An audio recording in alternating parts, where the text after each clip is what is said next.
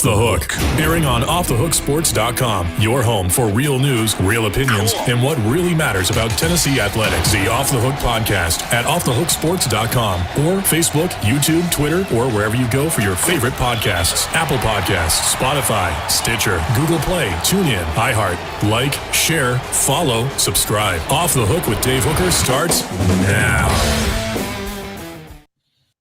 And here we go. This is the Vol Report brought to you by City Heating and Air Conditioning. Go to cityheatandair.com. It's all about integrity with City Heating and Air Conditioning. I'm Dave Hooker. Please press that subscribe button. We certainly appreciate it. We get a chance to visit with Cooper Mays, Tennessee's offensive lineman, and it is now time to visit with the media and get kind of the blood flowing in practice. If you can, just talk about how Cooper it's a ramping up period. I mean, obviously you don't go out there in full pads, but just kind of how long it takes to ramp up to where you're really going out there and it's a full physical practice. Yeah, I mean, a couple days in, you're pretty comfortable, to being at 100% kind of. I mean, it obviously takes a few days to knock the rust off, but after a few days, you're kind of good to go and just you're playing at the level of football that you would play during the season, basically. So do you like getting the pads on? Usually they have a couple of shell drills, but do you like getting the pads on? It just depends. If during shells they let you wear shorts, I'd rather be in shells. But if you're going to wear football pants when you're in shells, then you might as well just go full pads, basically, at that point. I mean, the amount of hitting is never different. It's just being able to say you're in shells or you're in full pads, if that makes sense.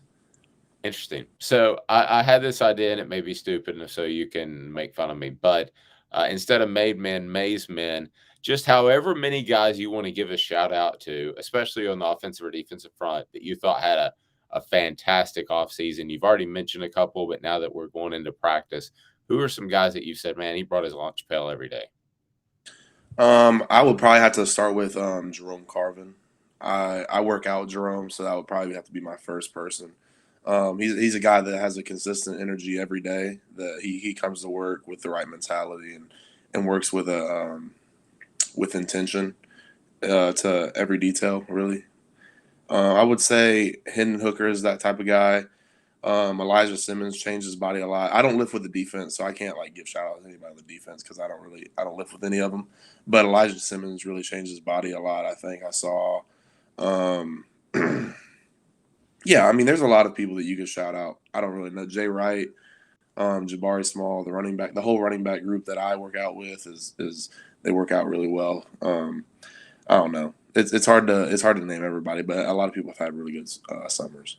Well, you did mention Simmons, and you'd mentioned how strong he was before. So now you talk about how he's changed his body. That being the case, how good can he be? What's his ceiling? Yeah, he can be as good as you can imagine. He's somebody that's extremely powerful and athletic as far as being quick. He's explosive. He's strong as an ox. You really can't put a limit on what his potential is. He's just got to put it together on the football field and know how to translate it better. Yeah, he had he was on the opposite end of the spectrum, right? He was trying to trim down. You were trying to add weight. But right. What do you think is more challenging to the guys you talk to? Shoot. I mean, you can't really pin it down for everybody. It's hard because just people's metabolisms are so different.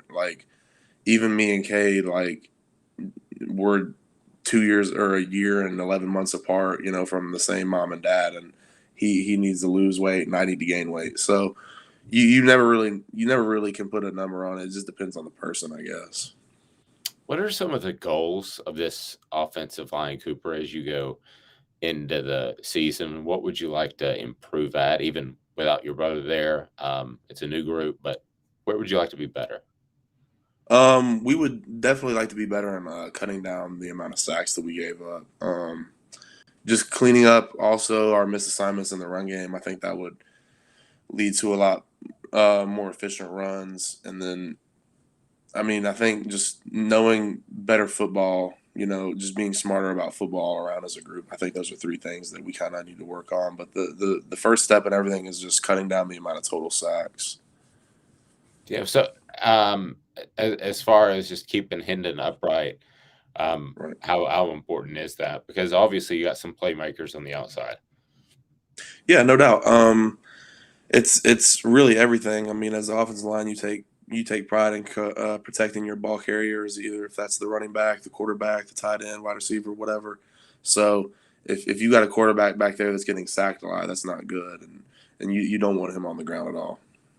You addressed the running back position, who you do work out with. What are your thoughts there? Because I feel like they were good, but there is another step for them as well. Yeah, I mean, I think they look great. I've always been a big fan of our running back club back there, and they've got tons of guys that can put in a lot of production. So you got some special type guys in there, and they're working out really hard this summer. You can see the progression and maturity in all of them, and you know you can't put a limit on them either. Just like I was talking about Elijah, I mean, you can't put a limit on their potential as a group. Is there anything in particular that you see out of Jabari, maybe that is a little bit different than your average cat? Yeah, his ability to make people miss, especially the first guy, is about second to none. He's a smaller back, but he's got so much elusiveness and just ability to stop on a dime and switch directions. And you watch certain runs and you see him just like put a foot in the ground and will just go from like 100 to 0, and then the person will just fly past him, and then he'll be back to 100 in a half second. So he's got a rare ability to stop and start. Yeah, so you will probably be one. I don't know if you are for sure. Maybe you know by now, maybe you don't. Selected to talk to the media, so that will be in one of the areas in Neyland Stadium. I can't believe I haven't asked you this before, but do you remember the very first time you walked into Neyland Stadium? Given that your dad played there, is that a memory? Um, well, the first time I walked in there was before I could remember anything, so I guess it's not really accurate. I don't really know. The first time, I really don't even remember honestly, because I've been here so much. It's I don't know. It's hard for me to remember the first time. My first game that would have been who was my first? Who was the first game of the COVID year? It was South Carolina, then Mizzou at home. That was a fun game. So I remember that one. That was pretty special. It just stinks that I had to be with like 15,000 fans. Is it? Well, yeah. So, but do you remember any of the games as a kid at all? I can still remember being at a Notre Dame Tennessee game way back in the early '90s, and you got Rocket Ishmael and all that. Is there any one game that as a kid stands out to you at all? Yeah, I think my favorite game growing up was probably when Baker Mayfield came in here when he was a really young guy. I don't know how young he was. It was maybe like 2015, 16, something like that. I don't know. I don't remember. We got beat, but it was like the loudest I had ever heard in Neyland Stadium. So that was probably one of my coolest memories. I just wish we would have won.